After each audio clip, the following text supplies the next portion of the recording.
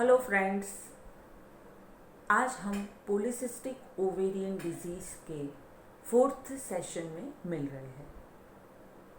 ये सेशन बहुत इम्पॉर्टेंट है कि जो कोई लड़की को पॉलीसिस्टिक ओवरी है तो उसको कौन कौन से इन्वेस्टिगेशंस यानी कि रिपोर्ट्स करवाने चाहिए।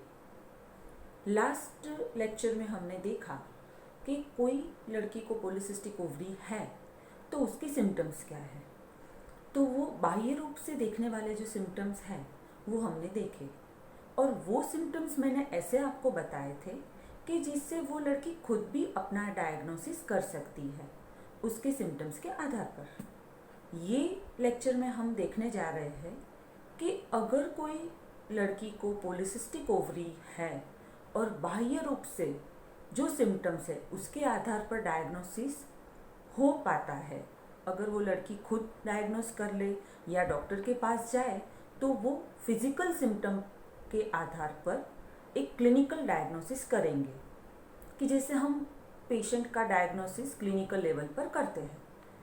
तो वो क्लिनिकल डायग्नोसिस के बाद कौन से रिपोर्ट करवाने चाहिए और क्यों करवाने चाहिए और वो रिपोर्ट किस वजह से ये चेंजेस फिजिकल लेवल पर आते हैं हार्मोन के हिसाब से, वो हम इस लेक्चर में देखेंगे।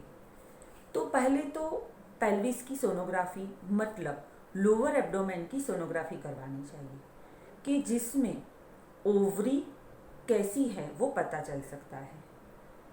फ्रेंड्स, पॉलीसिस्टिक ओवरी में लड़की जो सोनोग्राफी करवाती है तो उसकी ओवरी मतलब जो अंडे बनाती है, ओव्यूलेशन होता है, वो ऑर्गन तो वो दो होती है, राइट एंड लेफ्ट।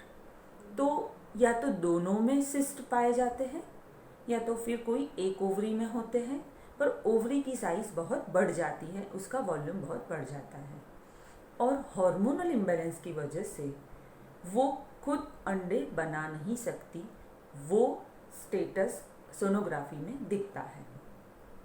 तो ये सोनोग्राफी का एक रिपोर्ट है। दूसरे ब्लड के इन्वेस्टिगेशन भी है।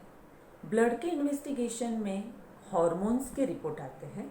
तो हार्मोन्स के रिपोर्ट में आता है female hormones and male hormone. Friends, ये polycystic ovarian disease hormonal imbalance है।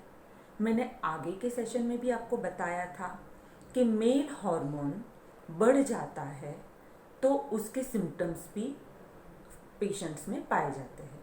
तो मेल हार्मोन बढ़ना मतलब एंड्रोजन, टेस्टोस्टेरोन नाम का जो हार्मोन है कि जो मेल हार्मोन है, तो पीसीओडी में फीमेल में ये हार्मोन बढ़ जाता है और उसकी वजह से ये एंड्रोजन के जो मेल हार्मोन है वो इंक्रीज हो जाने के कारण अनवांटेड हेयर ग्रोथ आ जाते हैं कि जैसे हम देखते हैं कि मेल को बॉडी पार्ट पे जो हेयर होते हैं, बियर्ड होते हैं और मूछें होती है और डिफरेंट पार्ट पर भी उनको हेयर होते हैं ज़्यादा।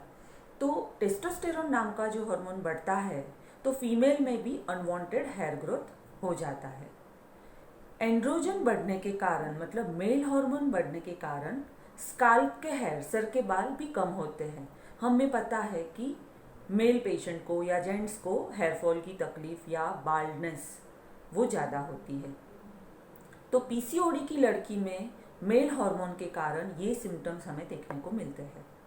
फिर मस्कुलाइन बॉडी, मेल का जो बॉडी टाइप है वो मसल वाला है, तो वो मेल हार्मोन बढ़ने के कारण फीमेल में भी ऐसा पाया जाता है। फिर फीमेल हार्मोन के रिपोर्ट उसको LH एंड FSH बोलते हैं, luteinizing hormone and follicle stimulating hormone. तो ल्यूटिनाइजिंग हार्मोन बढ़ जाता है और फॉलिकल स्टिमुलेटिंग हार्मोन कम होता है। मतलब कि जो अंडे, फॉलिकल बोलते हैं, ओवम या फॉलिकल, उसको जो हार्मोन चाहिए वो कम पड़ने के कारण अंडा ठीक से डेवलप नहीं होता और पीरियड भी ठीक से नहीं आते और इरेगुलर हो जाते हैं। तो जो फीमेल हार्मोन का कॉन्सेंट्रेशन होना चाहिए वो नहीं होता, मेल हार्मोन बढ़े हुए होते हैं, एंड्रोजेंस जो बोलते हैं। तो ये ब्लड के हार्मोन्स के रिपोर्ट हो गए फ्रेंड्स। और मैंने लास्ट सेशन में आपको बताया था कि इसमें डायबिटीज़ के सिम्टम्स मतलब इंसुलिन का भी लेवल बढ़ा हुआ आता है। तो जो glucose related sugar related report भी इंक्रीज आते हैं। कोलेस्टेरॉल का जो लिपिड प्रोफाइल बोलते हैं वो भी पॉलीसिस्टिक ओवरी में बढ़ा हुआ आता है। और ब्लड प्रेशर हम पेशेंट को एग्जामिन करते हैं तो कई पेशेंट में ब्लड प्रेशर भी बढ़ा हुआ होता है। तो ये इन्वेस्टिगेशन ऑफ पॉलीसिस्टिक ओवरी था। मेल हार्मोन बढ़ना मतलब एंड्रोजन बढ़ना, टेस्टोस्टेरोन बढ़ना, LH एंड FSH, तो LH नाम का हार्मोन बढ़ता है, FSH कम हो जाता है। देन सोनोग्राफी करवाने जाए तो सोनोग्राफी में भी सिस्ट होते हैं, ओवम नहीं होता और बहुत सारे 10 to 12 सिस्ट उसमें ओवरी में दिखाई देते हैं कि जो एक भी मैच्योर नहीं होते, जिसको बोलते हैं कि एक भी साइज में बढ़ता नहीं है और वो अंडे की साइज तक पहुंचता नहीं है, इमैच्योर होते हैं मतलब छोटे होते हैं। तो friends, these are the investigation of polycystic ovarian disease.